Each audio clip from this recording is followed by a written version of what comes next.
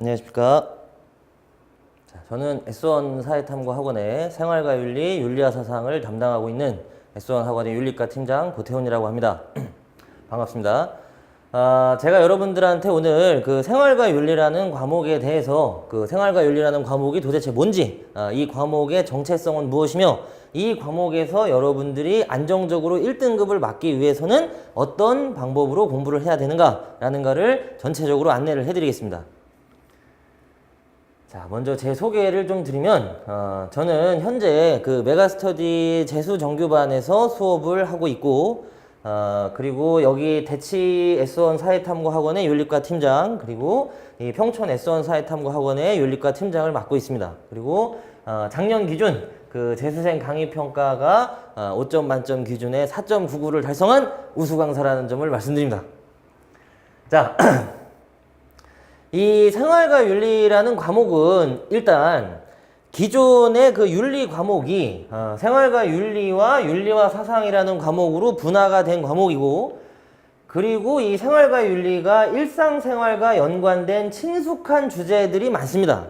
예를 들면 뭐 정보통신사회 윤리라던가, 아니면 그 여러분들이 뭐 가장 자신 있어 하는 뭐 성과 사랑의 윤리라든가 그런 부분들에 대한 실천 윤리적인 성격을 갖고, 그리고 윤리와 사상은 그러한 실천 윤리를 뒷받침하는 이론 윤리와 윤리적인 부분과 관련된 사상을 다룹니다. 이거를 여러분들이 꼭 알고 있으셔야 되는 게, 이 생활과 윤리가 너무 지나치게 어렵게 출제되지 않는다는 것을 여러분들이 꼭 이 구분을 통해서 아실 필요가 있습니다. 물론 이 생활과 윤리도 실천 윤리를 뒷받침하는 윤리 이론을 공부하긴 하지만, 그러한 윤리 이론은 대부분 이 윤리와 사상에서 다루고, 우리 생활과 윤리는 그러한 이론 윤리를 바탕으로 한 실천 윤리적 성격을 갖는다라는 거를 염두에 두시고, 뭐 저는 철학을 못해요, 아니면 저는 뭐 어렸을 때부터 뭐 책을 너무 많이 안 읽었어요, 이런 친구들이 많은데 그런 거와 우리 생활과 윤리는 별로 연관성이 없습니다. 자, 그리고 두 번째로 이 역사나 지리 쪽 교과가 기본적으로 사실관계에 대한 확인을 기본으로 한다면, 우리 윤리교과는 사실관계에 대한 확인이 아니라 해석을 기본으로 합니다. 해석을. 따라서 어떤 해석을 어떻게 할 것인가, 그 해석학적 관점에서 정확한 개념 이해가 무엇보다 필수적이라 하겠습니다. 문제가 출제되는 방식을 직접적으로 말씀을 드린다면, 어떤 사상가가 A라는 얘기를 했다면 이 생활과 윤리에서는 A라는 것을 그대로 물어보는 것이 아니라, 이 A라는 사상가가 그렇다면 사형제도를 바라볼 때는 어떤 입장을 취하는가, A라는 사상가는 이 자연을 바라볼 때는 어떤 입장을 취하는가 라는 A-라던가 아니면 A-라던가 이러한 관점을 묻기 때문에, 여러분들이 이 생활과 윤리라는 과목을 단순히 암기 과목이라고 생각하고서 이것을 암기로 처리하겠다라고 한다면 이런 부분에 대한 그 해석적인 이해를 못하게 되고, 그러면 1등급 달성이 어렵게 됩니다. 자, 다시 한번 말씀드리지만 이런 일상생활과 연관된 친숙한 주제들이 많다는 점. 자, 그래서 상위권 학생들한테 오히려 이 생활과 윤리가 불리하다거나, 아니면 생활과 윤리는 이 말장난이 너무 심하다거나, 이런 식의 여러분들한테 그 편견이나 오해가 좀 있을 수 있는데, 자, 예를 들어서 이거는 제가 이제 수업 시간에 여러분들한테 자세하게 설명을 하겠습니다만, 어떤 그 칸트라는 사상가가 인간이 동물을 보호해야 하는 이유로서 인간 자신의 인간성을 위해서이지 그것을 동물을 위해서가 아니라고 규정을 합니다. 이러면 이 내용을 선지로 요약을 한다면, 첫 번째, 인간을 위해서 동물을 보호하자라는 선지가 있을 테고, 두 번째, 동물을 위해서 동물을 보호하자라는 선지로 구분을 시키는 거죠. 자, 이랬을 때 여러분들이 이런 칸트라는 사람의 사상을 충분히 이해했다면, 이 인간을 위해서 동물을 보호하자는 진술은 맞지만 동물을 위해서 동물을 보호하자는 이 진술은 틀리다는 것을 아실 수가 있을 겁니다. 자, 이것은 어떠한 그 말장난이 아니라 명백한 개념에 대한 구분이고, 이런 것을 말장난이라고 생각하시는 분들은 사실 그 생활과 윤리를 하면 안 되는 거죠. 그죠? 이런 부분을 여러분들이 해내시는 게 우리 생활과 윤리의 가장 중요한 어떤 포인트라고 보시면 됩니다. 제가 지금까지 생활과 윤리를 강의하고 그 평가원에서 출제된 생활과 윤리 문제들을 분석을 해보면 단 한 번도 수능에서는 말장난식의 문제를 출제한 적이 없습니다. 귀에 걸면 귀걸이고 코에 걸면 코걸이고 그런 식의 문제를 단 한 번도 평가원에서는 출제를 하지 않습니다. 아시겠죠?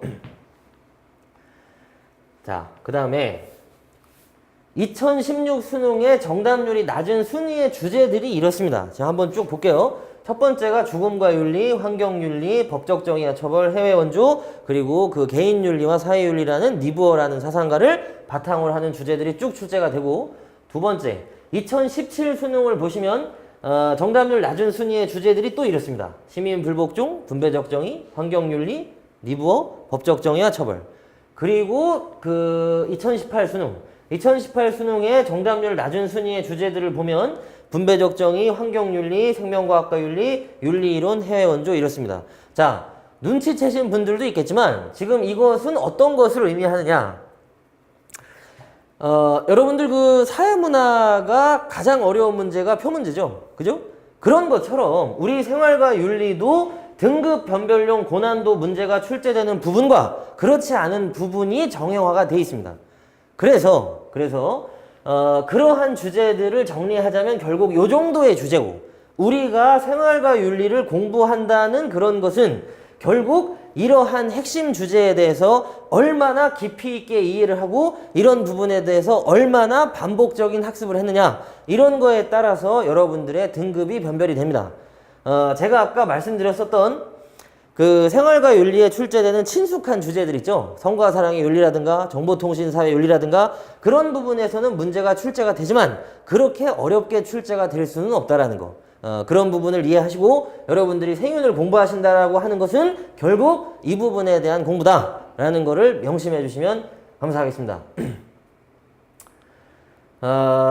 아까도 제가 얘기했지만 이 생활과 윤리라는 과목은 무엇보다도 개념에 대한 분명한 이해가 중요하고 그런 개념에 대한 분명한 이해를 다양한 방법으로 표현하는 과목이기 때문에 이러한 그 개념 교재를 통해서 여러분들과 제가 분명한 개념 정립을 먼저 해낼 것이고, 그리고 이 개념 교재를 통해서 대표적인 평가원 모의고사에서 출제되었었던 문제들, 그리고 수능에 출제되었었던 이 실전 문제들을 대표 기출문제 형태로 다룸으로써 기본적인 문제에 대한 유형과 분석력까지도 제가 같이 길러드리도록 하겠습니다.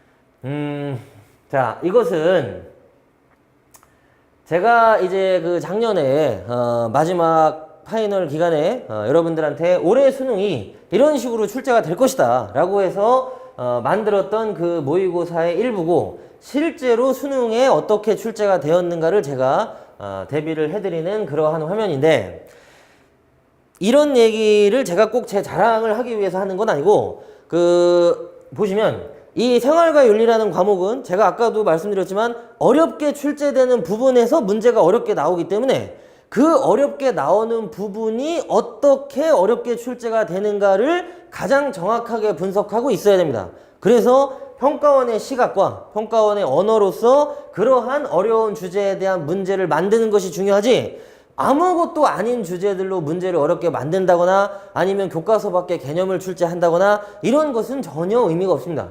전혀 의미가 없고, 그래서 이 생활과 윤리라는 과목은 정확한 이해와 분석이 무엇보다도 중요한 과목이다 라는 점을 말씀드리면서 저와 함께 수업하시는 모든 분들께 제가 그러한 생활과 윤리의 가장 정확하고 가장 효율적인 분석을 전달해 드리고 여러분들을 1등급까지 안정적으로 제가 모시고 가도록 하겠습니다.